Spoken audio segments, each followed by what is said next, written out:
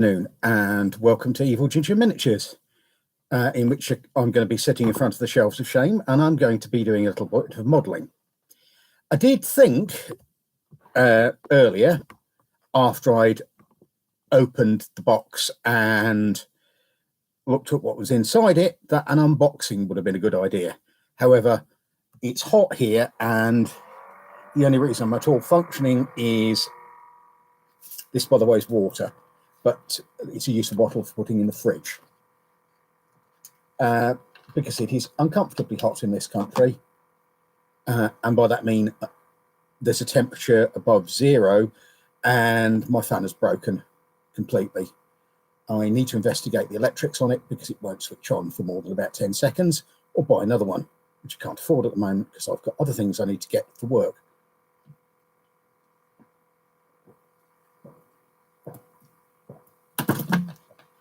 So I will suffer in the warmth and go nocturnal, which is the traditional English way, my traditional way of dealing with unseasonable hot weather in this country. It means it hardly even rained today. Anyway, I was going to do an unboxing of some stuff I got from the sprue shop, which is my source for random sprues for tests and for projects which don't need whole boxes, because whole boxes can get expensive and can end up with me having piles and piles and piles of stuff all over the place. And as that happens anyway, it doesn't need encouragement.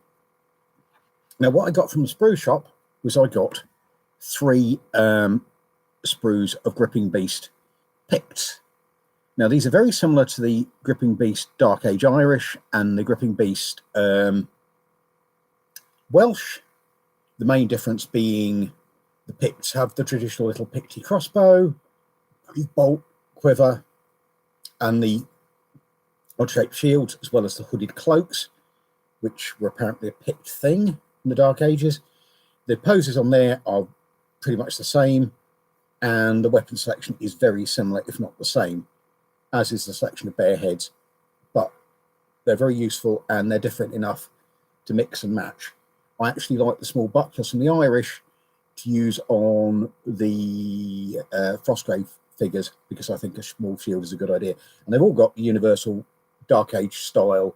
It's round, it's wooden, it's probably edged with either metal or rawhide, and it's painted. They also do two-handed weapons, and I almost certainly will be doing some of those and some two-handed spearmen. Anyway, I got 3 of those, which didn't quite justify a whole and they've disappeared into there, but as I say, there were 3 of them. I've got 2 and the other one has gone into the pile of stuff that is all over next. If you've ever seen pictures of my workshop, you know what I'm talking about. But I've got 3 of those. They will be Dunlanders. And I got a pack of these, a sprue of these, which are the Gripping Beast Dark Age Saxon Thanes, and they are basically, for the purposes of this, because I'm doing these as Rohirrim, and possibly some of the Dunland leaders, they are just blokes in mail with some nice classic Saxon looking helmets on them. I've still got some Goths to come and another sprue of Dark Age Irish, which I will be using to bulk out the Dunlanders, so I've got 20 or 30 of them. You only need 15 for Middle-earth fantasy battle game, but again, variety is the spice of life. So anyway, I've got all of that ready. I've also got my trusty kniff and my trusty kniff sharpening thingy. Oh, I think the end of this knife might be... Yeah, don't do that, by the way. You can cut yourself, but I've got leathery hands and it bounced off the armor, natural armor. Kniff for taking things off, and these bases for sticking them to, which are just the Renedra round bases. So we will get to doing these. Now I need 3 of these as the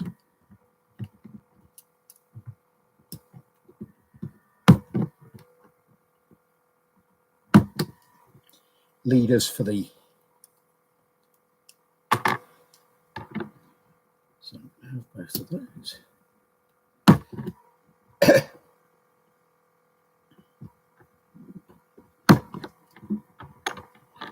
need 2 of these for the Rohirrim, and I've already got 1 Dunland sheaf in mail made up, so I will be using that one. And it also helps if I swap from my reading glasses to my modelling glasses, which have got the magnetically flicated flappies on, so I can actually see what I'm doing.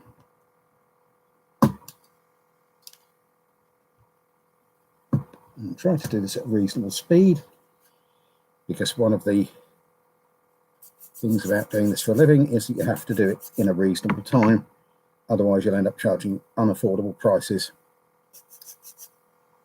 and not selling anything. Just a Wilco warding file to clean off the bits on the base that I can't get rid of. So I'm not rushing these are being done real time. So these will be the plastic cement, the army painter stuff, but any of the thick standard plastic cements will do. I happen to like the army painter one, and I can get hold of it in quantity when I need to, either from a retailer or just by putting an order to army painter. It's also not terribly smelly, so I'm not going to get accidentally high making models. So we'll put those, they've just glued them to the base, and we'll just put them over there, and then we'll start doing the done landings. Now, a clever person would have actually looked these up beforehand as to what we actually had to make for the done landings. So I have a PDF open, and that's all of those. I just need the PDF is just a listing of what goes in each starter battle company, because I at least want to marry. It also helps if I have a look at the.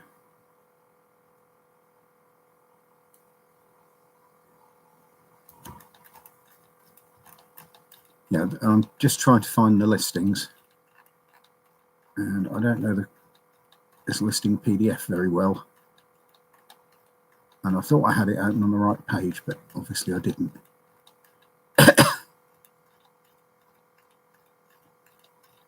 So I'm currently thrashing the living daylights out of my mouse's wheel, wheeling it up and down as I do this. I have the book, but the book is over there somewhere, and would require me to get a very nice book, far too close to gunk and glue and stuff like that. A very nice, quite expensive book. Here we go, come on. So if I knew I was going, I would go there straight away, put the page number in there. This person has put the pages on the PDF, but not all of the details. Oh, come on.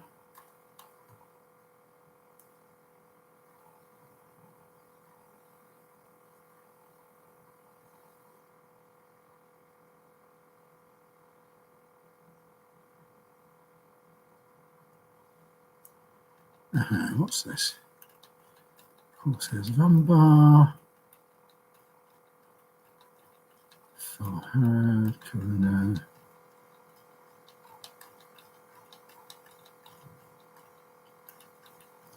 Wood,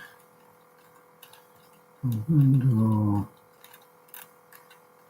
Underbad, Egmar, Goblin Town, Warrior, this looks like it. Sharky's Rogues. Right. So we've got 2 warriors with shield, a warrior with a 2-handed axe, and a warrior with a bow, and 4 wild men. Right, we'll put those to one side. And we will minimize that. So we've got these. So we've got, he says, reminding himself of the PDF he's just closed 3 seconds ago. We've got 2 warriors with shield, 1 warrior with a 2-handed axe, warrior with a bow. So we want 2 warriors with a shield. Right, knife.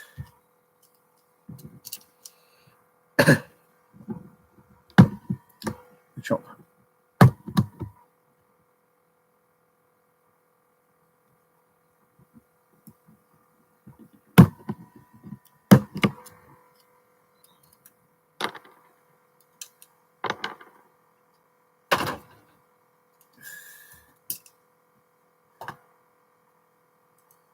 So we get these again. Clean up the relative bits where things are going to have to stick.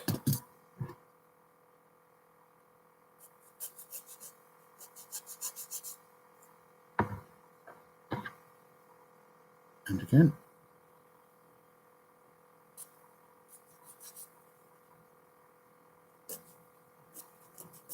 Because this is how I started with the Rohirrim. I basically built a starter force and then I had to think about expanding it into what reinforcements. I ended up with about 20 odd models. And again, put them to one side. Those are the warriors with axes. See if we can sort one with a 2-handed axe out. Probably going to have to be him with a 2-handed axe because I want a fairly neutral pose.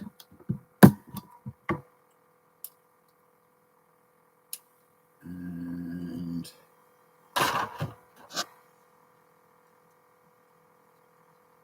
this particular model has got open hands, or will have arms with open hands.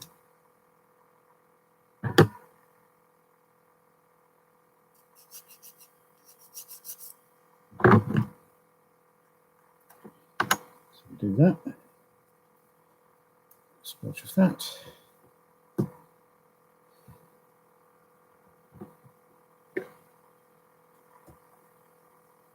And wild men. Obviously, you don't want mailed bodies for wild men, but you just want guys with sort of active looking. And we want 4 wild men.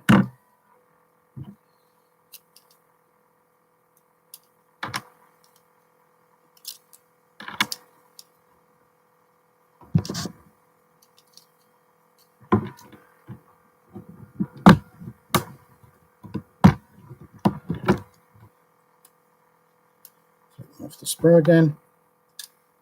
This is why having multiple sprues is always useful, because you never know which poses you want most of.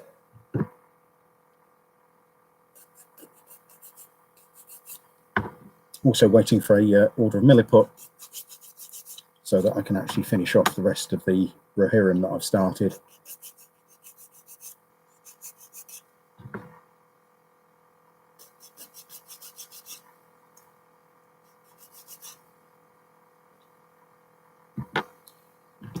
And there's one archer which we'll do last, because the archer will be requiring a little bit of thinking.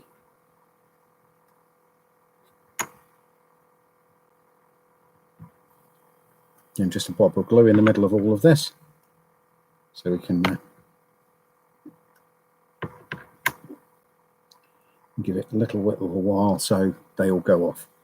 There may be a part 2 of this when these have gone off and I'm ready to do that.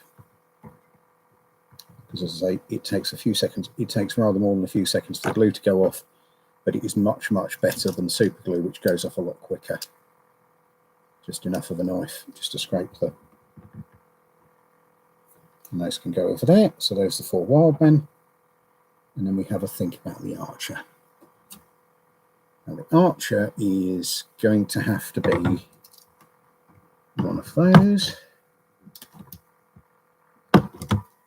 and because there aren't any archers in this set, there are the Pictish crossbowmen, and I did consider using the Pictish crossbowman as the archer, because it isn't actually a proper crossbow historically. It's a form of bow which you can keep drawn, which is something you can't do very easily or without great strength, or a very weak bow to most bows. And what I was considering to use was, for my archer, was probably a one of the, there's the Pictish crossbow, which again is rather an insipid crossbow for what they are. Let's have a dig behind here and see what we've got by way of bows. That's dwarves with mail, which we don't really want. This is Japanese from the other week. This is one of the Pictish sprues that I've just used, or Irish. We're going to Atlantic Dark Age Irish rather than the other ones. Yeah. See, again, organisational ability is not my strong point sometimes. And again, more Pictish sprues over there. Get the hat out of the way. That's somewhere where it can be out of the way. So let's hunt through these sprues. So we've got these which are not suitable, those which are probably not suitable, those which are not suitable, and we have a barbarian archer, but that's probably a little bit too spicy. And we've got one probably a bit big in the hand for the conversion I've got in mind. We have the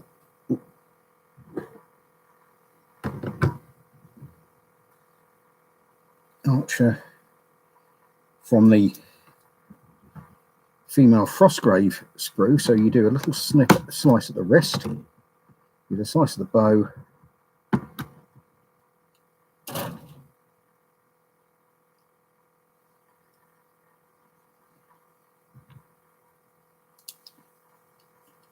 And you need the appropriate bits and pieces of one of these sprues.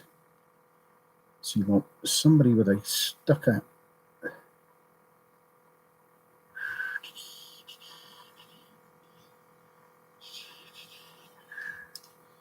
You have to have a think at this point as to which bits go where.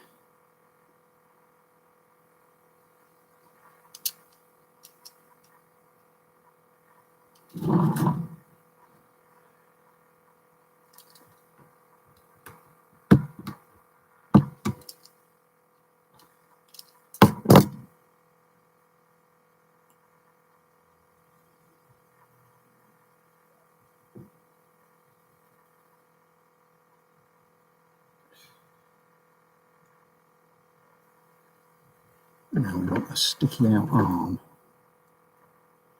A sticky out arm.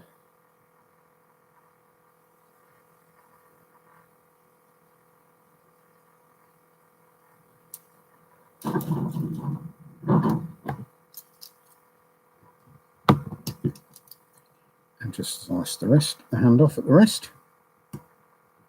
Again, I would love a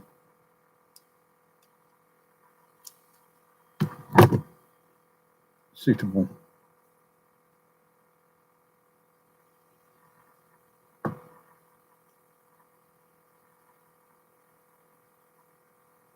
Let's show this all on camera properly. But young Igor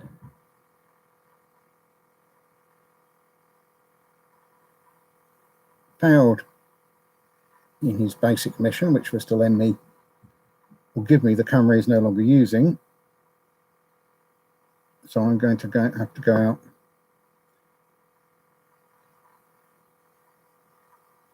What I was probably going to have to do eventually anyway was to purchase a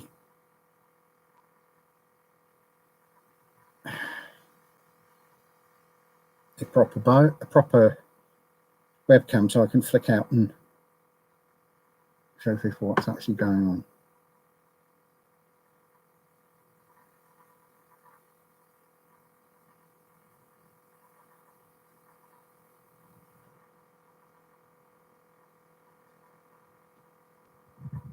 Let that go off a little bit while I rehydrate myself.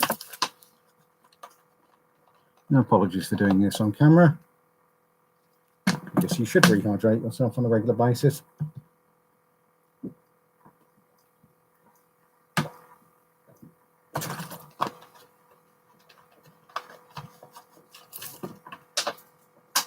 I'll just pop that to one side whilst it goes off enough for me to do stuff with it. And I'll get the 3 male chappies who are the Rohirrim initial heroes. And I'll find that sprue. Oh, there were more. All right, there were. Oh, there were more of these on there than that. Okay, I thought there were only that many. Right. I'd forgotten there were 10 on this sprue for some reason. So, we're going to get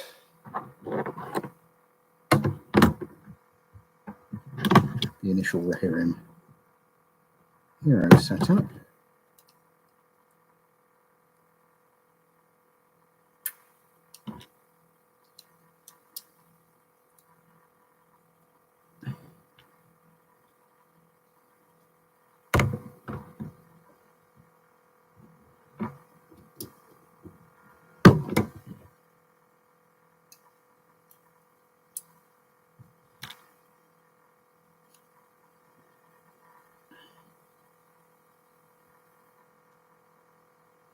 So historically, these are meant to be Anglo-Saxons, and as the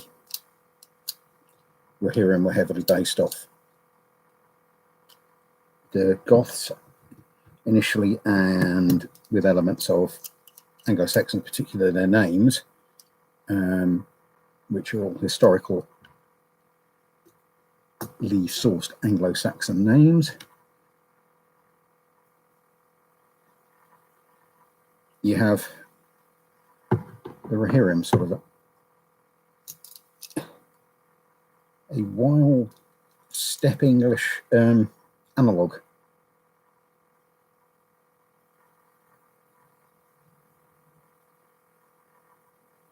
Let's go with the sword.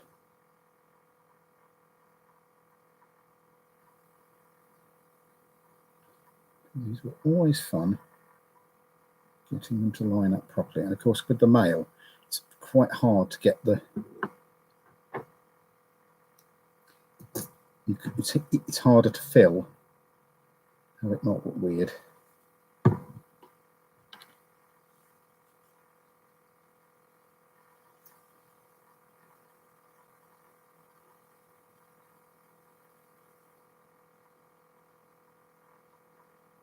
Thrusting across the body.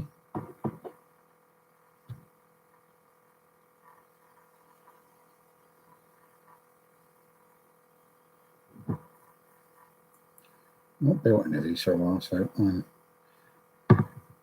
having to remember how they go together and their little quirks is. And as these were some of the earlier models of their type, they were tiny little less standardized than the later ones.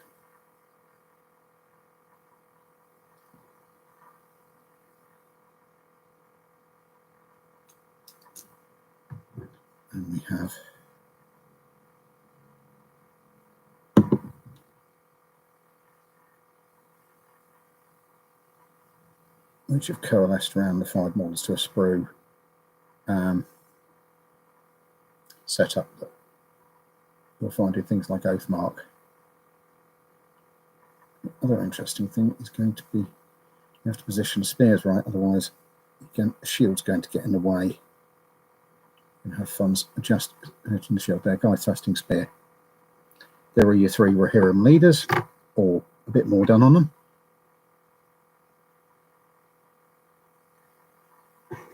And the hips will be turned to face the direction the spear and the weapon are facing in. And they'll all want swords because here's the archer who's going over there. And we've got the Rohirrim. Sorry, they've got the they can go over there. And we've got the Dunlending warriors. So we have, if we have a look at the PDF quickly, we have got 2 with shield, weapon and shield. So here's the 2-handed weapon one, and those 2 are the ones with weapon and shield. And one of those is going to be a, where's he gone?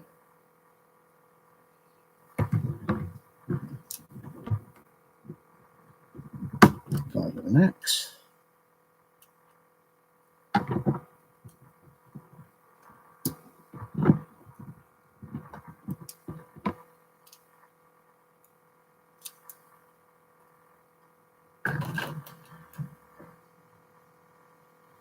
Guy with an axe.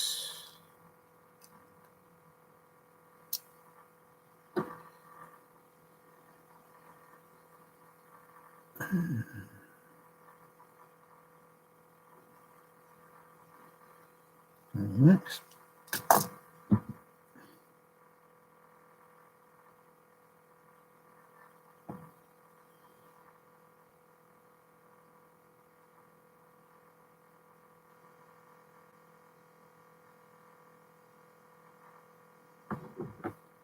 And we need to find the guy. We need to find an arm with the double sleeve on it, which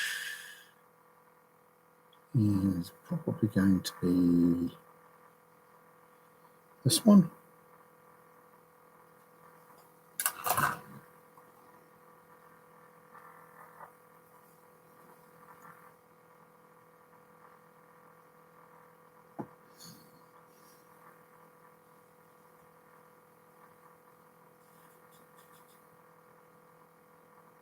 I've got him like that. Just need to adjust that arm a tiny bit so it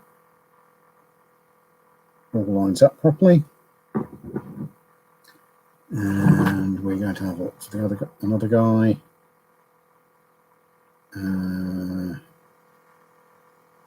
He could be either sort of sleeve, and I'm going to do him with spear.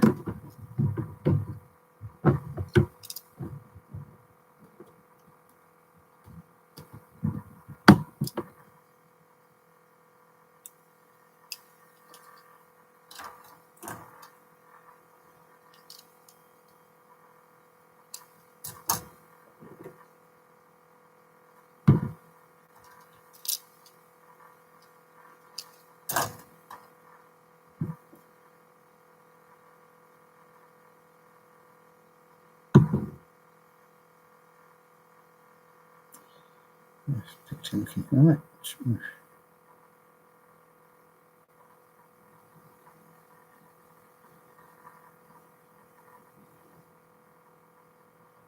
His arm nicely lined up there. Let him go off a bit. And I'm probably going to leave it about there because we're hitting the magic half hour. And I will be back on later to do the rest of it. See you then. Bye for now.